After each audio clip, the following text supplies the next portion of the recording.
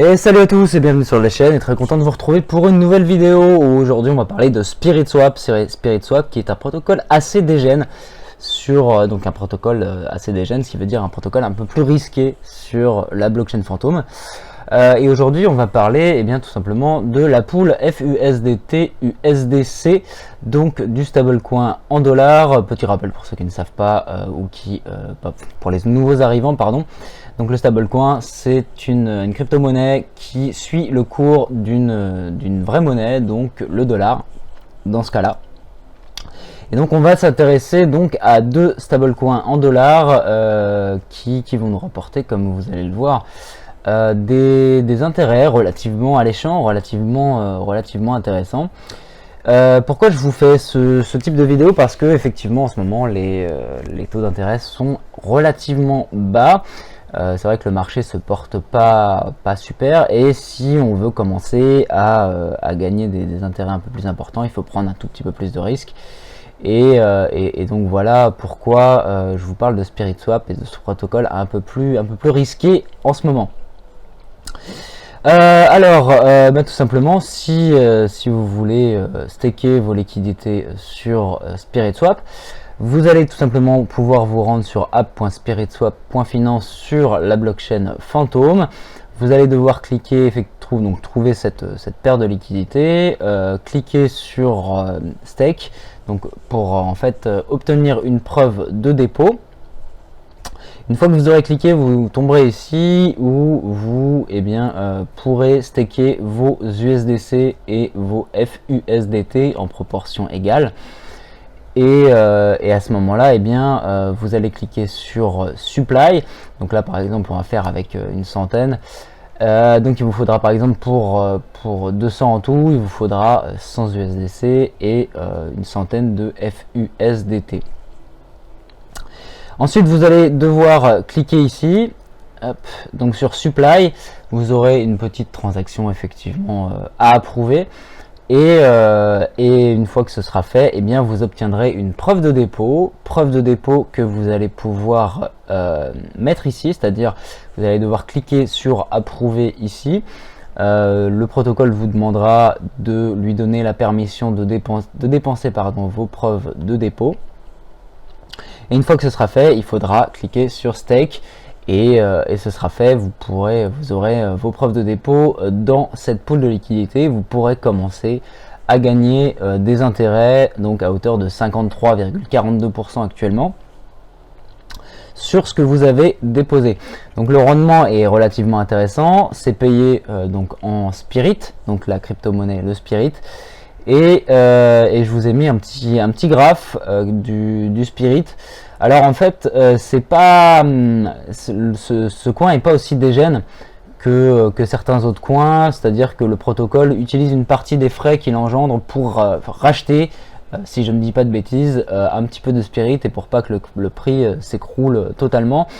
Mais c'est un protocole assez dégène et j'ai pas spécialement envie de garder enfin, personnellement c'est que mon avis, j'ai pas spécialement envie de garder de Spirit dans mon bag. Donc moi personnellement je vais les redump, je vais les revendre directement pour du dollar, pour du USDC et du FUSD, pour pouvoir continuer à faire grossir mon bag, et puis à chaque fois les rajouter ici et rajouter la preuve de dépôt là, et au fur et à mesure faire développer mes intérêts, enfin faire développer mon bag et gagner de plus en plus d'intérêts. Donc voilà pour ce qui est de ça. Le processus est relativement assez simple. Vous retrouverez effectivement le même type de processus un petit peu partout sur tous les échangeurs décentralisés. Donc de ce côté-là, pas trop de soucis. Si vous voulez retirer après ce que vous avez déposé, vous faites tout simplement le processus inverse. Rien de compliqué de ce côté-là. On va parler ensuite de, en fait c'est du FUSDT et USDC, donc deux stablecoins en dollars comme je le disais. Et on va s'intéresser tout particulièrement au FUSDT. Donc le USDT classique, c'est le dollar de Tether, ça vous le connaissez tous. Et le FUSDT, c'est une représentation de l'USDT de Ethereum sur la blockchain Phantom. Et vous allez voir que de ce côté-là, il y a un petit risque supplémentaire, on va en parler tout de suite. Alors, le FUSDT, c'est du Wrapped USDT qui, donc, comme je le disais, vient de la blockchain Ethereum via le bridge multichain.xyz. Et ensuite, donc, ce vrai, on va dire, ouais, ce vrai USDT sera effectivement placé dans un smart contract. Et vous obtiendrez donc du FUSDT qui sera une représentation de l'USDT dans ce smart contract. Là où ça peut poser souci, à mon sens, c'est que de 1, le bridge, effectivement, on peut... Enfin, il y a un risque de smart contract, effectivement, via le bridge.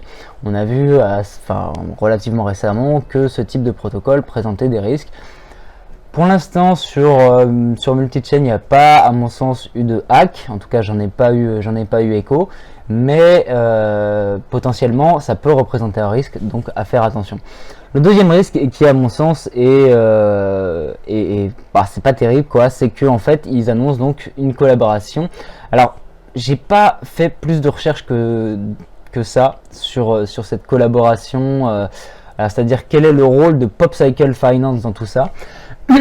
Excusez-moi.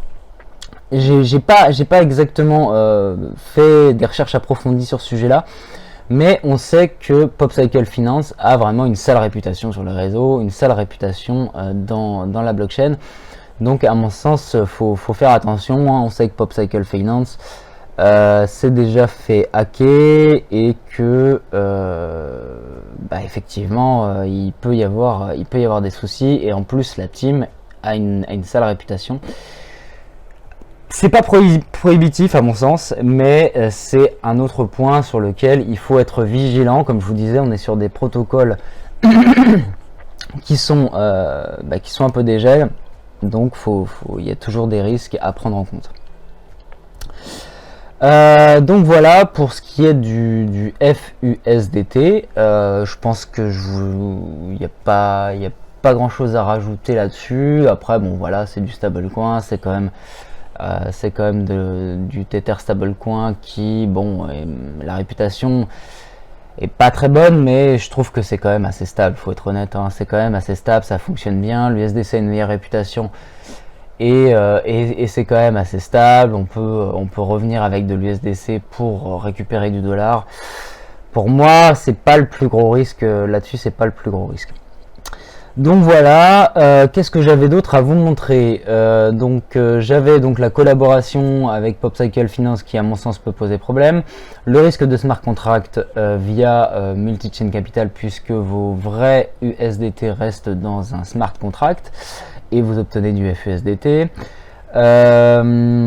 Pour ça c'est à peu près bon. Ici, oui, j'ai mis le site effectivement de multichain.org, mais de toute façon vous n'en aurez pas besoin pour obtenir du FUSDT, puisque vous pouvez aller tout simplement soit sur SpiritSwap, soit sur Beethoven par exemple, où vous allez obtenir avec de l'USDC du FUSDT, donc ça, il n'y a pas de souci de ce côté.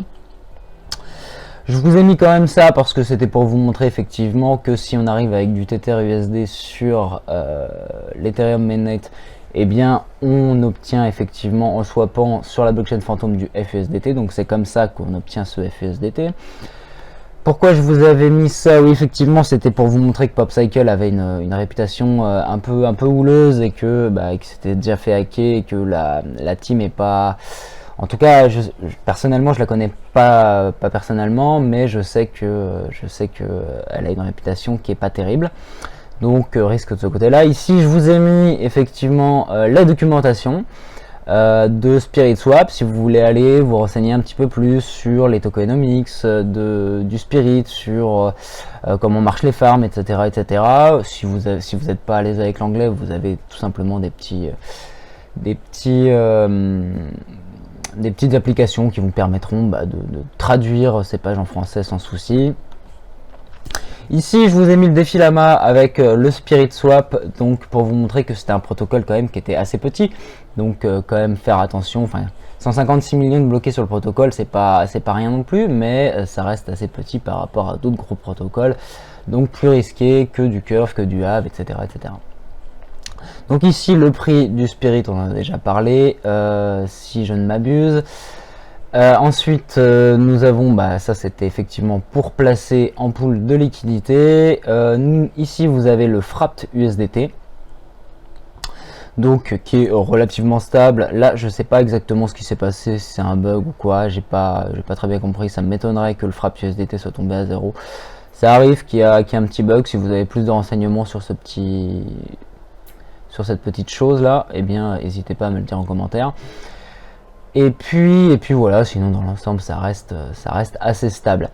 Et puis je vous ai mis effectivement Beethoven, qui à mon sens est un protocole pour swapper et obtenir du FUSDT et de l'USDC à des prix relativement corrects sur la blockchain Phantom. Donc pourquoi pas, mais vous pouvez également passer par Spirit Swap si vous obtenez des meilleurs prix, ou via SpookySwap effectivement. Peut-être que même sur Curve vous aurez la possibilité de le faire si vous arrivez directement déjà avec du stablecoin ou autre. Donc de ce côté là, pas de souci particulier. Je pense qu'on a fait à peu près le tour. À mon sens, il n'y a pas grand chose de plus à rajouter pour pouvoir déposer ces crypto-monnaies, ces stablecoins dans cette pool de liquidité. Vous connaissez les risques. Vous savez que c'est un protocole un peu plus dégène que ce que j'ai l'habitude de parler plus classiquement, mais en contrepartie, effectivement, vous avez des rendements qui sont très très intéressants. Donc 53,4% sur du stablecoin, c'est quand même pas négligeable. Les risques, à mon sens, sont acceptables si vous déposez uniquement une toute petite partie de votre capital. Faites attention, hein, vous pouvez le perdre du jour au lendemain. Mais à mon sens, c'est pas aussi risqué que ça en a l'air. Après, ça reste que mon avis. Si vous mettez 1000, 2000 grand max et que vous êtes prêt à les perdre, bien évidemment, et que le reste est sont sur des protocoles plus sécurisés. En tout cas, moi, c'est ce que je vais faire. Et après, ça sera à vous de faire vos propres choix et de vous renseigner plus en profondeur pour voir si le risque est acceptable pour vous. Voilà, je pense qu'on a fini là-dessus. Je vais quand même vous mettre tout simplement le Twitter de SpiritSwap si vous voulez vous renseigner un peu plus en profondeur sur ce protocole et puis suivre un petit peu les actualités qu'il propose. Et puis je vous ai mis également le Twitter de Multichain, multichain.xyz, qui est également un Twitter et puis sur lequel il poste régulièrement des petites news. Donc ça vous permettra de tout simplement suivre un petit peu ces deux protocoles, de vous faire votre avis, peut-être sur la façon dont ils communiquent. C'est toujours intéressant de voir également la façon dont ils communiquent sur leur protocole. Ça peut être un petit plus, voilà, pour arriver à se décider ou pas. Voilà, écoutez, je vous remercie de m'avoir suivi. Je pense que la vidéo aura été assez claire. Et puis voilà, n'hésitez pas à me dire en commentaire si ça vous a plu, si simplement ce type de vidéo vous souhaitez que j'en fasse plus ou pas, ou si vous avez des sujets que vous aimeriez que j'aborde dans ces vidéos. Merci à vous, et puis je vous dis à bientôt. Ciao.